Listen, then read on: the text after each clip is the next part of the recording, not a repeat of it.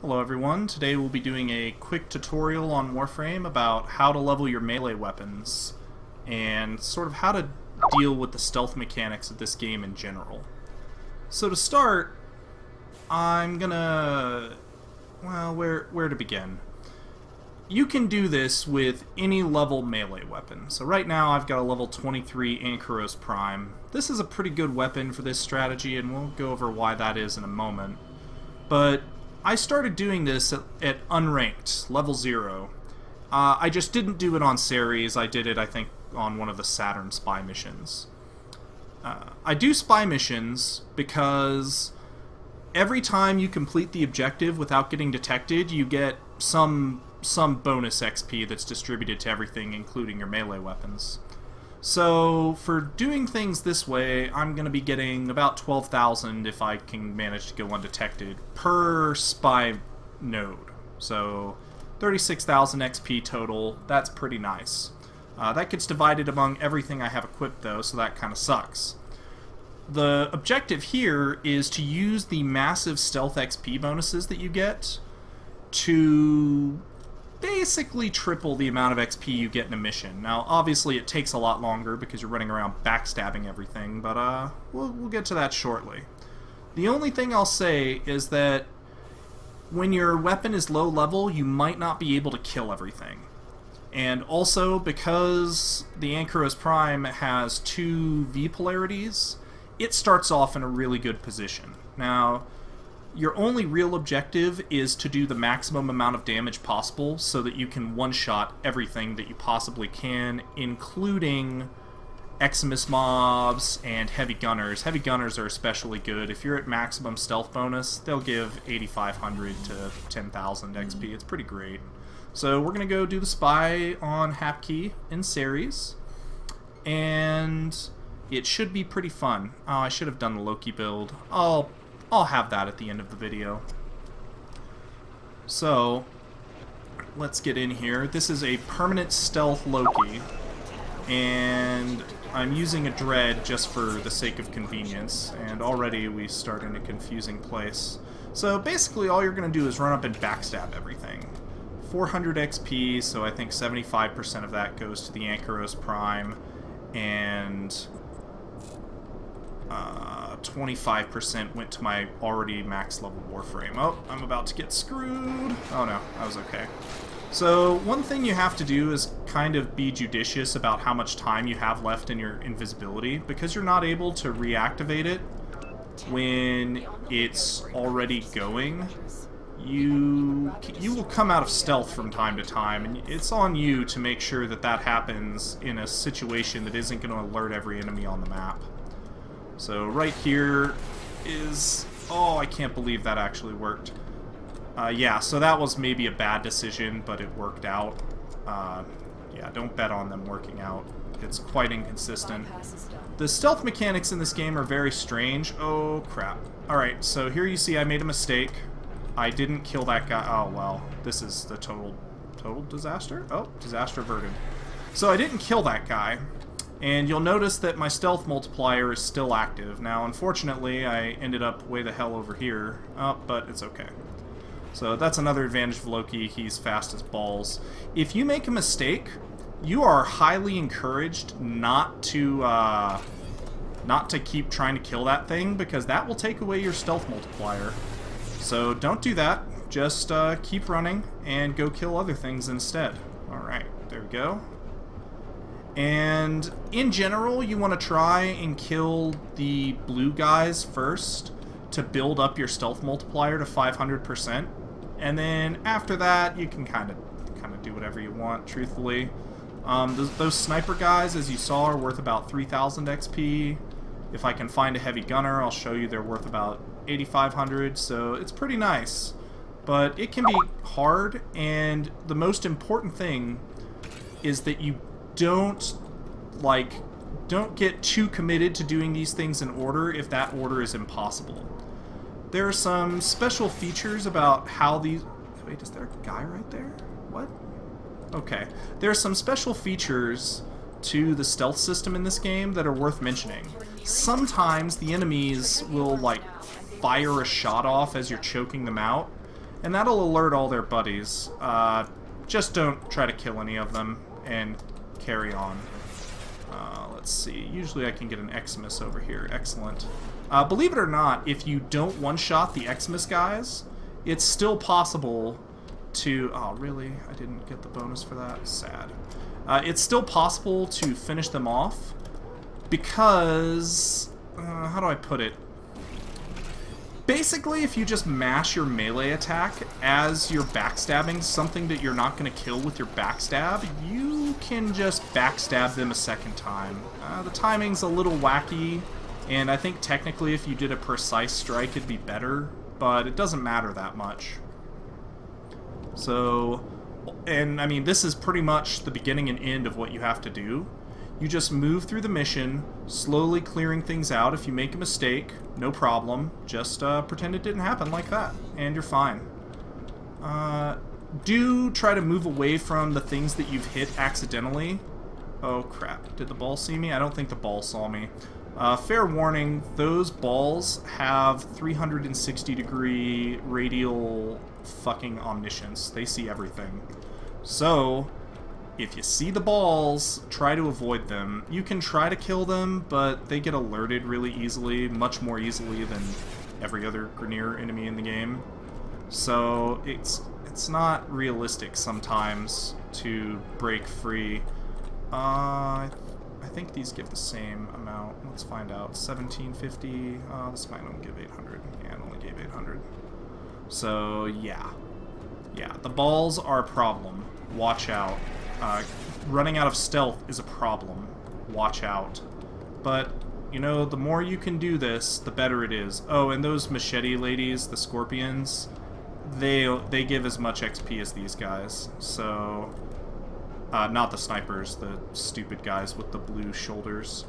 So, you know, give them equal priority to the stupid blue shoulder guys. One thing that hasn't happened yet that I can't always get to happen, especially not when I'm recording, apparently. They will spawn in super tight clumps, and they will get really confused in their pathing. Oh, I'm not going to make it. Oh, I might make it. I really want to get this heavy gunner. Yeah, I got her. In time? Nah, not in time. Yeah, so that would have been worth 8,500 if I'd actually gotten it, but I couldn't. Oh well. This is kind of a nasty spy room. There aren't really things to keep your combo going, and that wall up top can screw you. It didn't this time, I was just too slow by about half a second. So, oh well, rip. But you'll also see conga lines of enemies, so try to get to the back of the conga line and work your way forward. If you kill enemies in front of other enemies, sometimes it triggers... Like, sometimes they figure it out and are alerted, but other times they aren't, and I don't know... I haven't ever found anything that consistently will indicate whether that's going to happen or not. So, just in general, try not to kill things directly in front of other things.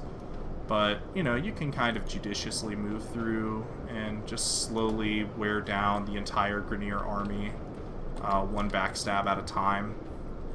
It's probably worth mentioning that some backstab animations go forever, so the Ankyros Prime is kind of on the long end, I'd say.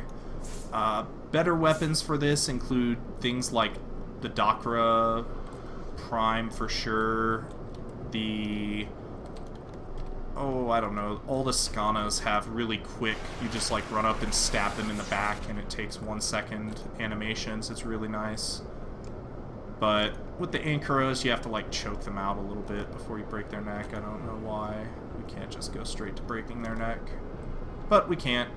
So that's just how it goes. These trooper guys are worth about twice as much XP, I think. Yeah, they're worth twice as much XP, but they're a little bit harder to kill because of the different armor type that they have.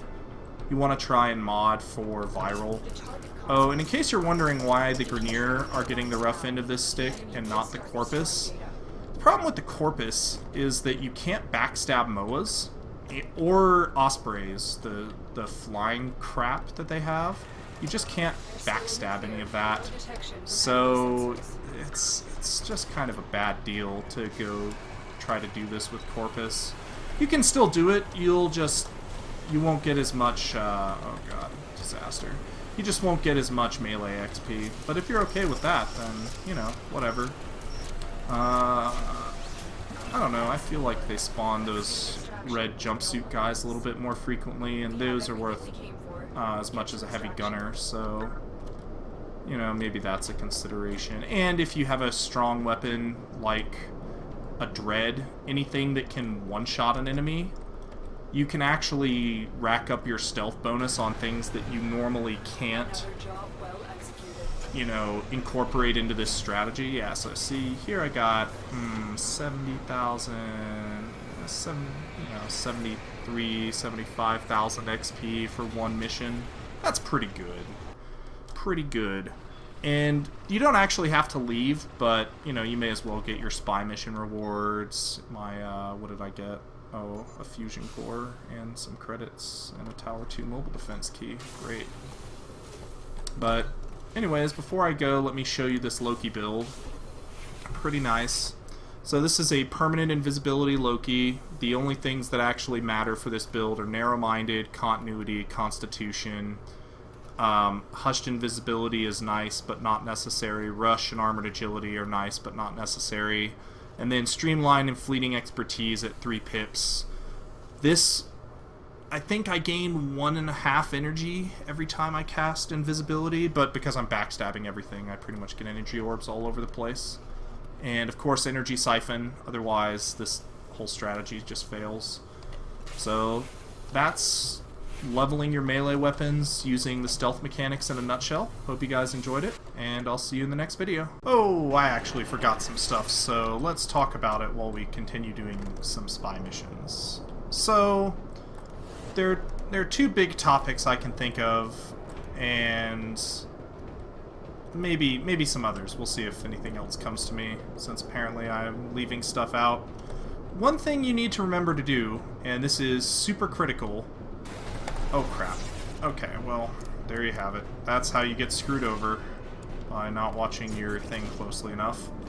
Anyways, one thing you need to make absolutely sure that you do is take away anything that your Sentinel or Kubrau has that's going to allow it to, like, interact with the enemy in any way at all. Let me give you... Oh, come on, really? Ah, disaster. For example... In fact, well, let's just say this. Kubraus are pretty much impossible to use in this game mode, because as soon as you start attacking, your Kubrau will also start attacking. And it's a big pain in the ass. It's really a big problem. Oh, I almost didn't make it. Yeah, it's a big problem. And it ends up making Kubraus kind of a liability in this situation, even though this is a great way to level Kubraus in principle, because they just indiscriminately attack everything all the time. It ends up not working out. The other thing I wanted to mention is that when you first start doing this with, like, low-level weapons, you're not going to be able to kill everything on the map, and oh, whoa, I can't believe that worked. And so you're just going to have to sort of figure that out as you go. The big problems, at least on Ceres, the snipers usually aren't too bad, although apparently that one's alerted somehow. But these guys in particular are pretty tough to kill, just because of their armor type.